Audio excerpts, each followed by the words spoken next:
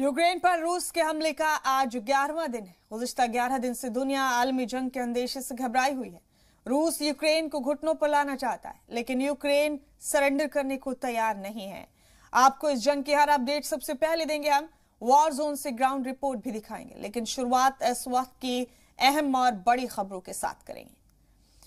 बता दें आपको कि पुतिन ने मगरबी ममालिक को एटमी धमाके की धमकी दी है। दूसरा अपडेट यह है कि इजरायली पीएम नफ्ताली बेनेट ने पुतिन से मुलाकात की है और सालिसी की पेशकश की है। तीसरी खबर है कि यूक्रेन और रूस के जंग के बीच कल तीसरे दौर की मुज़ाकरात होगी, हालांकि बातचीत से कोई नतीजा नहीं निकल रहा। और चौथी अहम खबर है, वजीर आजम मोदी से कल यूक्रेन के वजीर खारजा ने पुतिन से जंग रोकने के लिए बात करने की अपील की थी। पांचवी खबर है, यूक्रेनी मुज़ाकरातकार डेनिस किरीव की मौत के मामले में नया मोड़ आया है। यूक्रेनी वजारत दिफा के मुताबिक डेनिस उनका खुफिया ऑफिसर था और खुफिया मिशन के दौरान उनकी मौत हुई। छठी अहम खबर, ऑपरेशन गंगा के तहत हर हिंदुस्तानी महफूज लौटाया जाएगा।